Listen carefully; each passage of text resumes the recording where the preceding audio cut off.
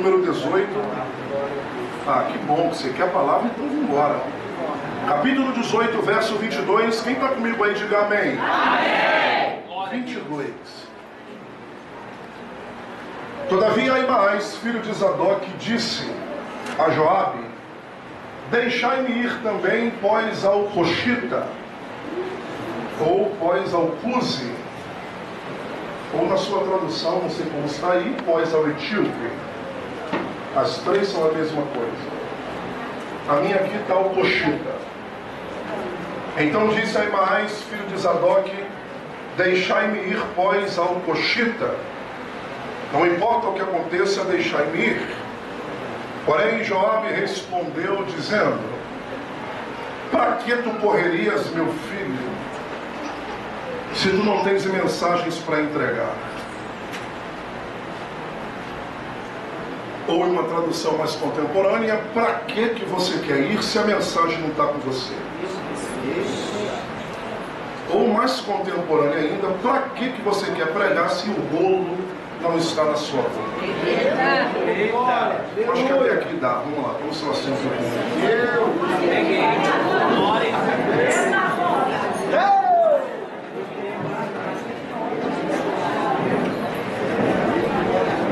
Meus irmãos,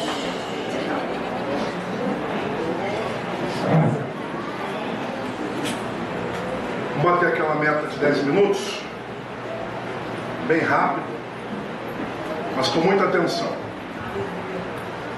Falar sobre a historicidade de Davi não é muito simples, e também não é muito difícil. Logo nós temos aqui um paradoxo de uma mensagem muito complicada, mas automaticamente muito fácil. É fácil porque Davi é muito famoso na Bíblia, e todos os argumentos que nós possuímos sobre Davi é vasto, é grande, e algumas pessoas não têm dificuldades para aprender sobre esse grande homem que foi o nosso grande monarca Davi.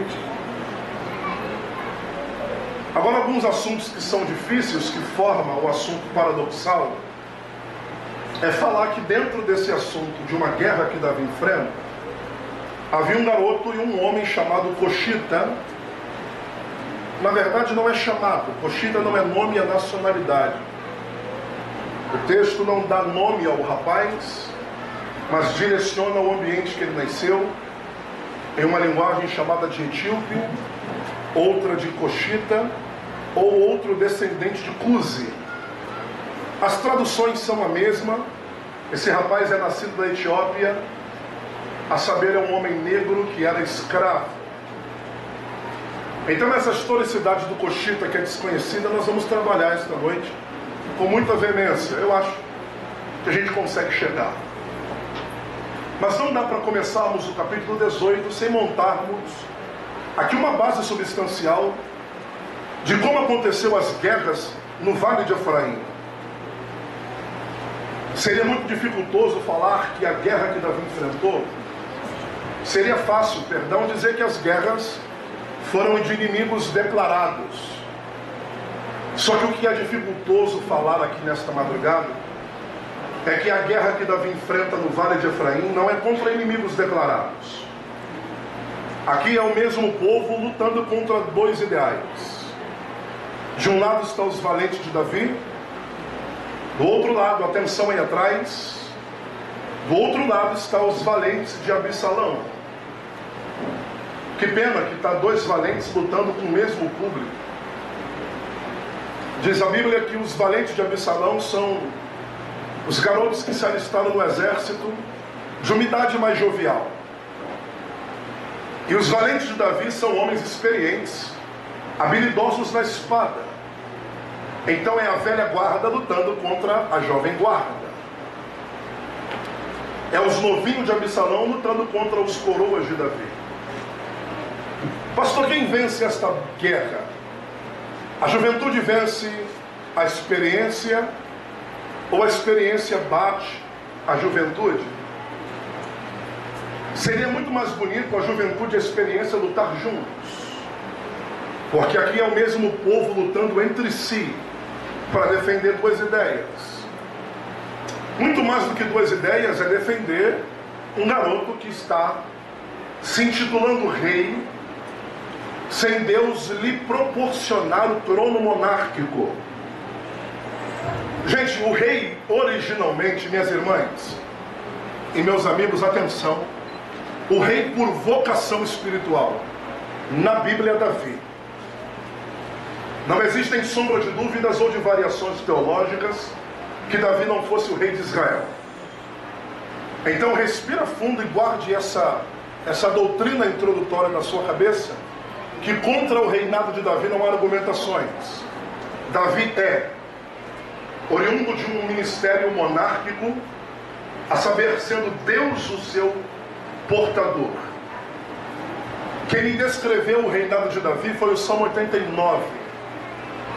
Pois o Salmo 89 é Deus autentificando o que Davi tem, dizendo: achei a Davi meu servo, e com um santo óleo eu o ungi. Davi está dizendo, Deus está dizendo que tudo que Davi tem foi ele que entregou. O trono que se assenta, a unção que você carrega, a palavra em hebraico keter, que é coroa na cabeça, tudo que Davi tem foi Deus que deu. Isso aqui é uma autenticidade que Deus dá a todo o ministério de Davi. Davi tem porque eu dei, Davi é porque eu vocacionei, Davi faz porque eu outorguei a ele. Pastor, eu só preciso compreender o porquê de detalhes sobre o reinado de Davi. Não, eu tenho que te informar um detalhe, porque o garoto que está arrebentando contra a monarquia de Davi é simplesmente o seu filho Absalão, que é um garoto mimado. É uma criança que cresceu no físico, mas ficou na mentalidade.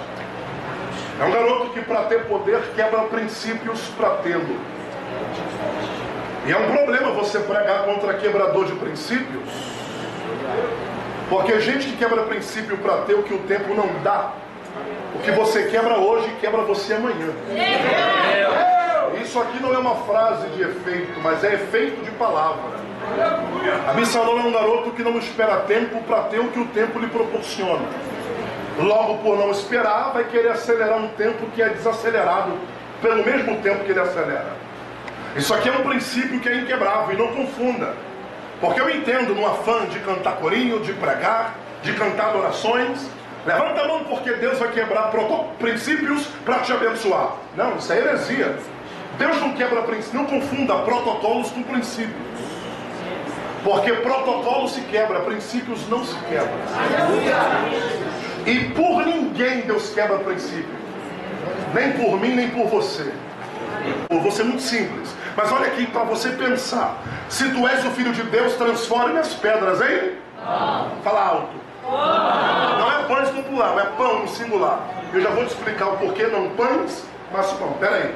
Se tu és o Filho de Deus, transforme as pedras em... Ótimo. Em... A palavra se tu és no hebraico é: estou com dúvida, me prova. Só que olha quem fez a pergunta, o diabo. Se tu és. Se tu és significa, estou com dúvida. Ô queridos, espera aí. Será que o diabo tinha alguma dúvida? Não. Então por que ele pergunta como se tivesse? Porque a palavra se tu és quer dizer: para o que está fazendo para me provar. Ah, pastor, coitado, né? Será que ele não tinha uma dúvida? Não tinha. Porque isso aqui é o capítulo 4. O capítulo 3, Jesus se batizou com João Batista no deserto.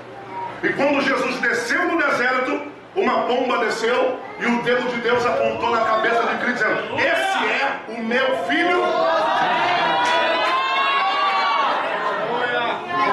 Eu pedi para você funcionar, vamos lá.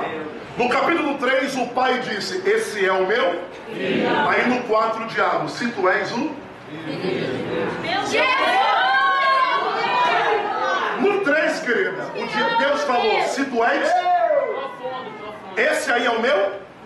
No 4, o diabo: então se tu és, então funcione. O diabo não tinha nenhuma dúvida de quem era Jesus. Porque num dia antes, o pai apontou para o filho dizendo: ele é meu. Aí no 4, o diabo disse: então se tu é, ele já sabia. Então por que ele pergunta como se não soubesse? É que eu vou desmificar antes da gente começar a dar um grito, para você dar glória a Deus. Deixa eu desmificar o que te ensinaram, o que me ensinaram também. Jesus é 100% Deus, 100%? Está vendo aí? Isso aqui é mentira. No deserto ele nunca foi Deus, ele sempre foi. Ué, pastor, e Jesus não era Deus no deserto? De maneira nenhuma. E por que ele não era Deus no deserto? Porque Deus não vai para deserto.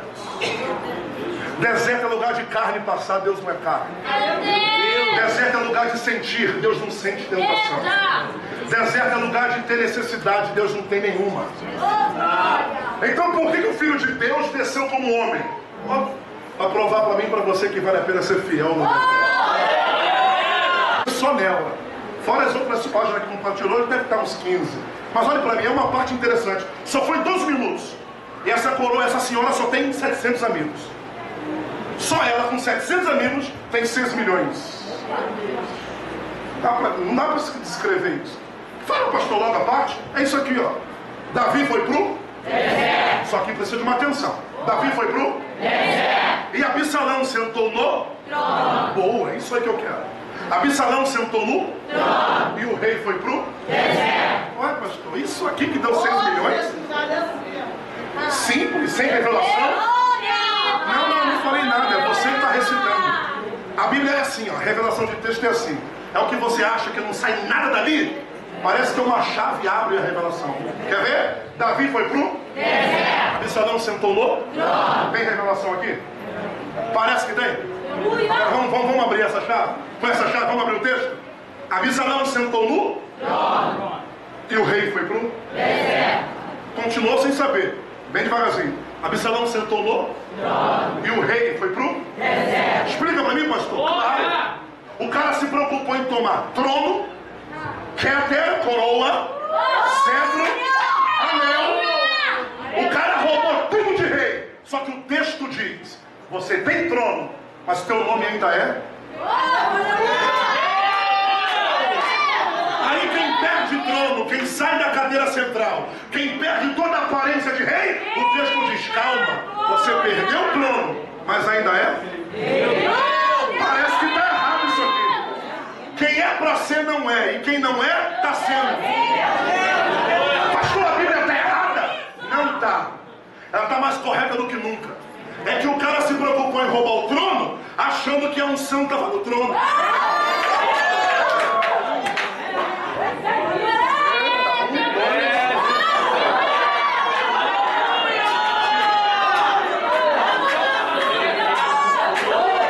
Aí eu não sei mais o que você quer ouvir.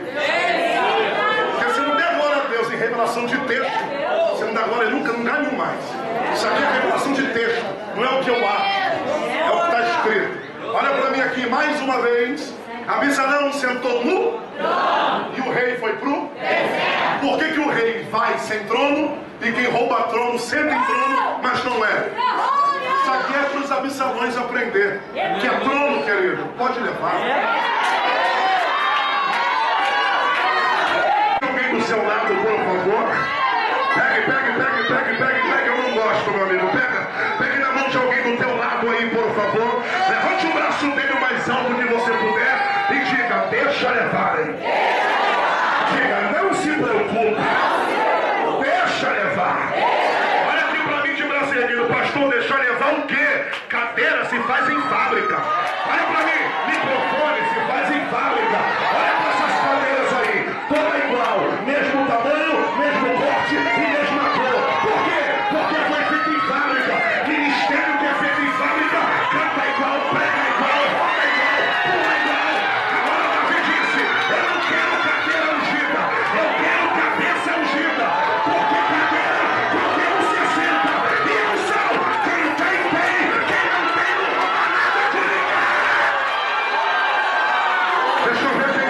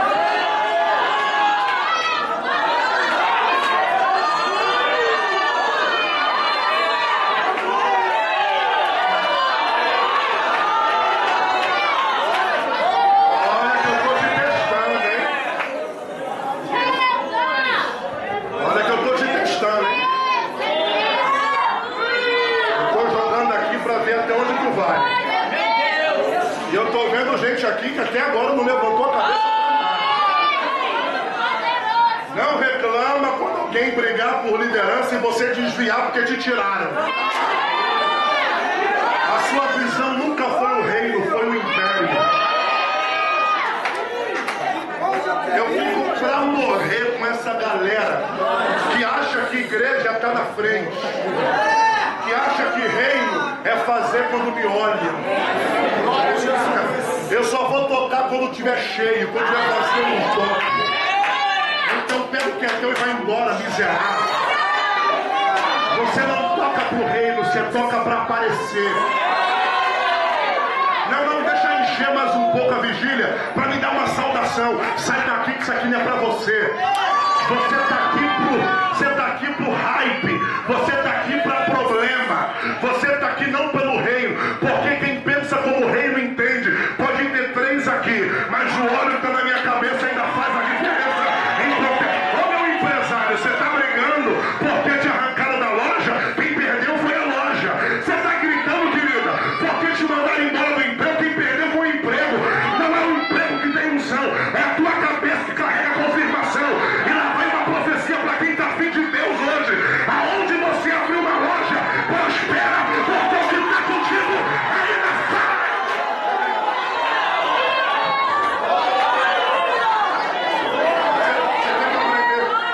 Você tem que aprender a valorizar o que Deus te deu, não a dependência do redor das coisas. Eu oro muito empresários pelo Rio de Janeiro e pelo Brasil.